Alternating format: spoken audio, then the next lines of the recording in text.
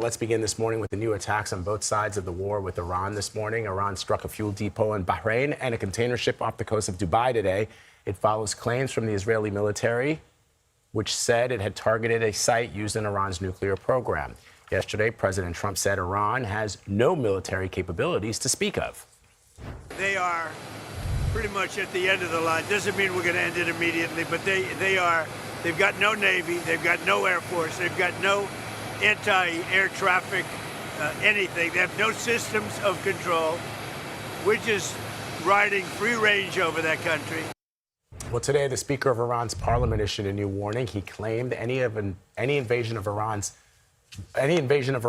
will, quote, make the Persian Gulf run with the blood of invaders.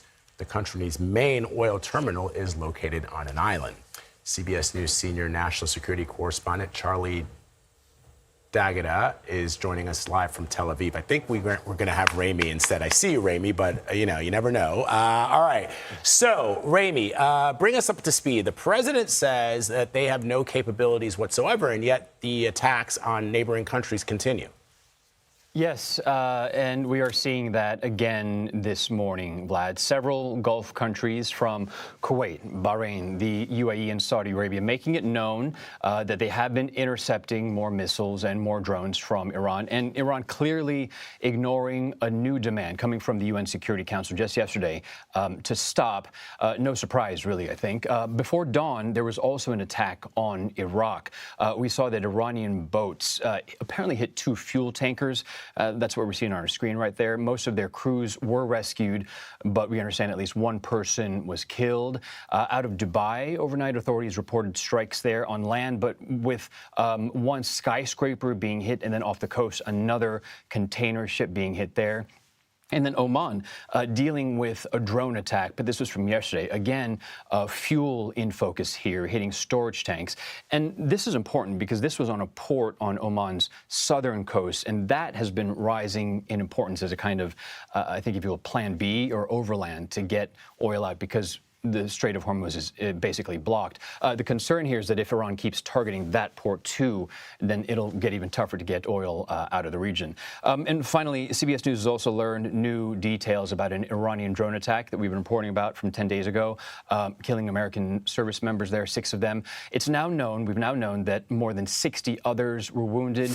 Initial reports said 5, and that about 30 were hospitalized with brain injuries, shrapnel wounds, and burns. At the time, Defense Secretary Pete Hegseth had said that their building there was fortified, but sources have since told CBS News that it was a trailer, a double-wide trailer that we're told didn't have much protection against drones.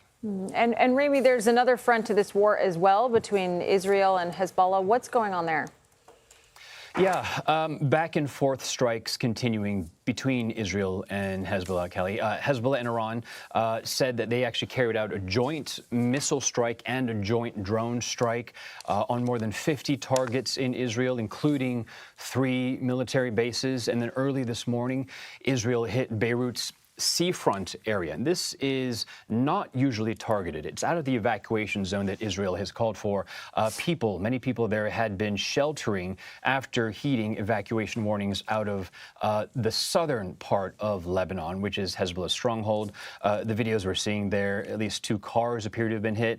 Officials say at least 8 people were killed there.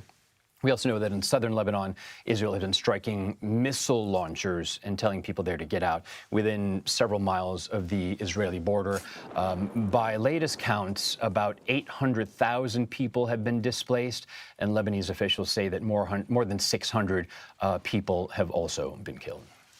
All right, Ramy, thank you very much. Appreciate it. CBS News White House reporter Aaron Navarro is tracking the latest on this. Aaron, the president has had a lot to say. Again, and one of the things that I'm sort of confused by is the president's use of the word excursion. He keeps saying to the press that what is happening in Iran is an excursion. But, of course, the definition of excursion is a leisure trip.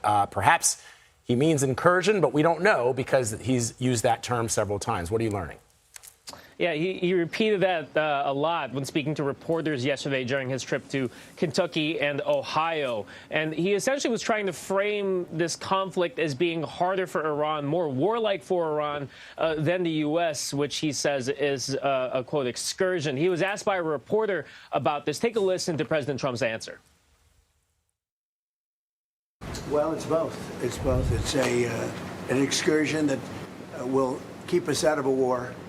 And the war is going to be, I mean, for them it's a war. For us, it's turned out to be easier than we thought. Now, the question now turns to when the president decides to take the U.S. out of this conflict. He has said this week there's nothing left to hit in Iran. He claimed yesterday in his rally remarks that the U.S. had already won. But he also said yesterday that the U.S. is not leaving until the job is finished, and said that, withdrawing from this conflict is not something that's going to be happening in the immediate days. Throughout this week, he and the White House have said that the U.S. is ahead of schedule of that initial 4 to 6 week timeline that they set out for themselves when they began this operation on February 28th. Does this mean it is ending in the coming days as we enter week 3? We'll see.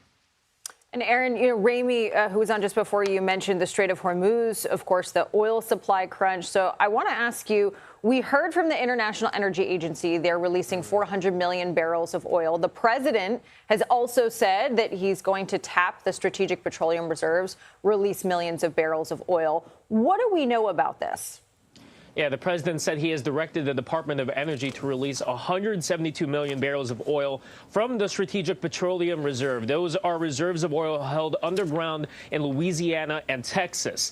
President Biden took a similar measure when Russia invaded Ukraine to limit the rising gas prices in 2022. And there were concerns then, and there are concerns now, that the reserve sits at one of its lowest points in decades. Though Energy Secretary Chris Wright said this morning that the oil that they draw down from these reserves, the 172 million barrels, will be replaced by the end of the year. As far as when consumers could see relief at the gas pump, Secretary Wright said the drawdowns from the reserve would begin next week and would take about 120 days, though experts note any relief may not be immediate because it takes 13 days for this oil from the reserve to hit the market. But despite all of this news, the price for a standard barrel of oil jumped overnight and is still close to $100 this morning. So that's something the administration is going to be watching closely, especially after this decision in regards to the Strategic Petroleum Reserve.